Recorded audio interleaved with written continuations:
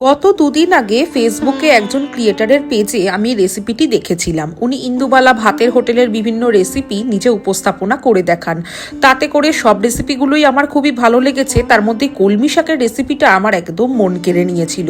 চলো তাহলে আজকে উনি যেভাবে বানিয়েছিলেন ওইরকমভাবেই বানিয়ে দেখাবো। আর সত্যি বলতে যে জিনিসটা দেখতে অতটা টেম্পটিং হয় তার খাওয়াটা কিন্তু আরও বেশি ভালো হয়।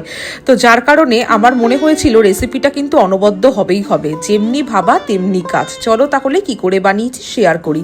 এর জন্য কয়েক রকমের সবজি লাগবে, আলু, বেগুন, কুমড়ো, মূলো, সিম।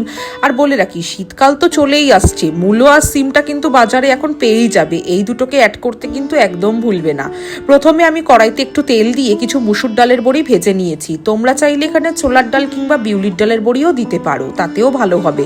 তারপরে আরো একটু কড়াইতে তেল দিয়ে তার মধ্যে এক এক করে শুকনো লঙ্কার একটু পাঁচফোড়ন দিয়ে সবজিগুলোকে দিয়ে ভালো করে মজিয়ে নেব। এই রান্নায় কিন্তু কোনো রকম ভাবে জল ব্যবহার করা যাবে না, জল দিলেই কিন্তু ঘেটে ঘ হয়ে যাবে।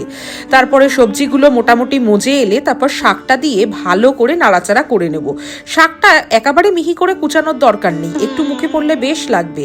তারপরে মজে এলে তাতে নুন আর মিষ্টি দিয়ে দেবো। যখন শাকের কালারটা চেঞ্জ হয়ে যাবে তখন বুঝে নিয়েও হয়ে গেছে। ওপর থেকে যে বড়িগুলো আগে থেকে ভেজে নিয়েছিলাম ওগুলো গুঁড়ো করে দিয়ে নামিয়ে একবার ভাতের সাথে পরিবেশন করে দেখো।